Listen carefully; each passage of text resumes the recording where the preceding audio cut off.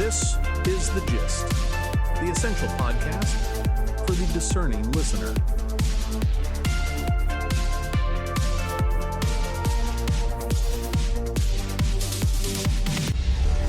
Welcome to The Gist. I'm John. And I'm Mary. It is Sunday, July 12th, 2026. We are your smart friends on the go.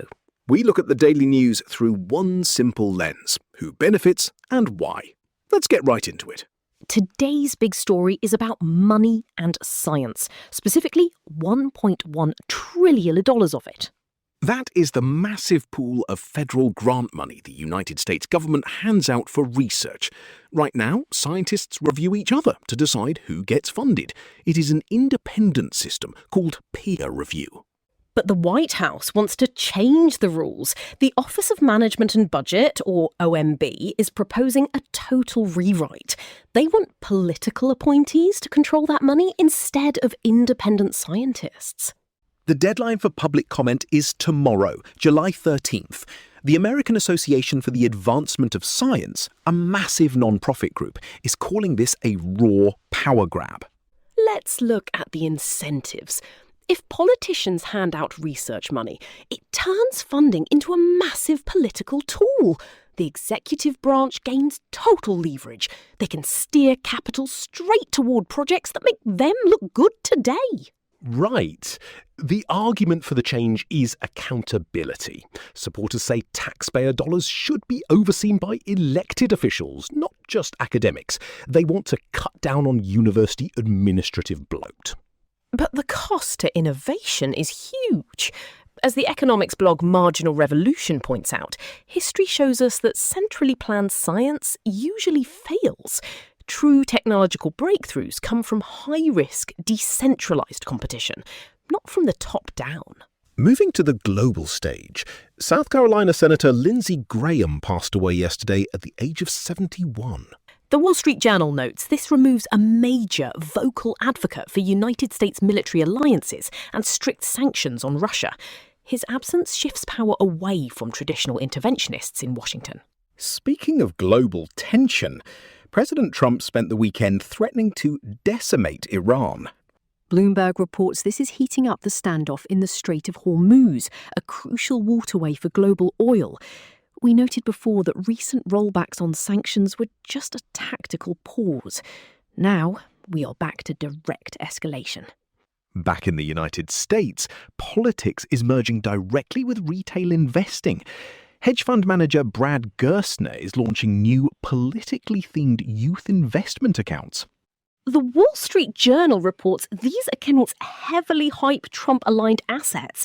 It's a clever way to route everyday retail money straight into partisan financial vehicles. Who benefits? Fund managers capturing the fees, and political brands getting a massive capital injection.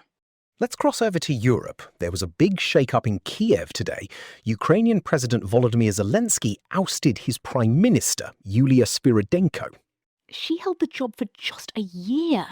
The cabinet is now in caretaker mode. According to Politico Europe, Zelenskyy cited the need for an updated political strategy. Let's look at the resource flows here. Changing the cabinet keeps the bureaucracy on its toes. It ensures the government is strictly aligned with the current realities on the battlefield. But there is a steep cost. Every time you clean house, you lose institutional memory. Frequent overhauls create chronic administrative delays for Western aid. You need stable technocrats to coordinate billions in post-war rebuilding. Exactly. The rumoured frontrunner to replace her is Serhiy Koretsky. He is the CEO of Naftogaz, Ukraine's state-owned oil and gas monopoly. Meanwhile, in Germany, we're looking at a fascinating case of municipal finance in the city of Oberhausen. Deutsche Welle reports the city replaced an old steel plant that employed 32,000 workers with a massive retail mall. I mean, we're talking 250 stores and restaurants.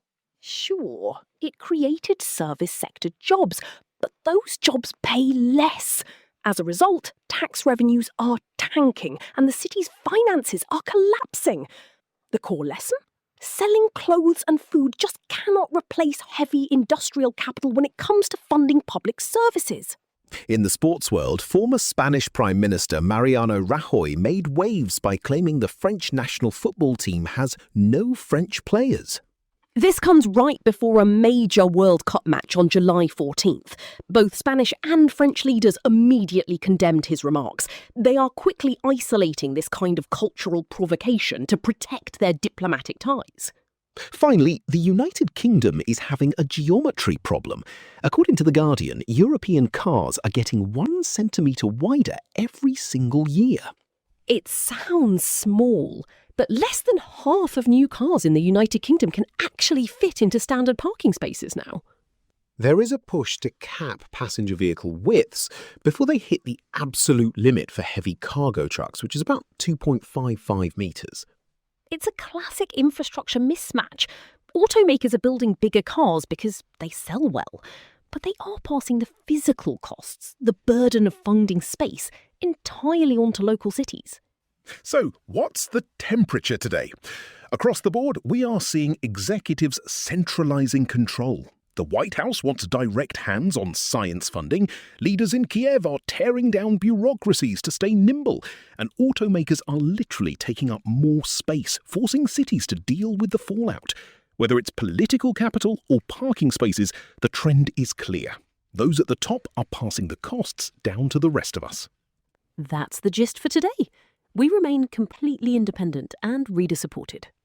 And hey, if you found today's breakdown useful, we'd love to have you with us every day. You can subscribe for free to the Gist's daily newsletter. Just tap the link right there in your show notes. Thanks for listening. We'll catch you next time. The Gist, News Digest, and podcast are entirely written and produced by artificial intelligence. The Gist is out 3 times a day, every day, providing you with a liberal perspective on what to expect next. For more information and donations, visit thegist.online.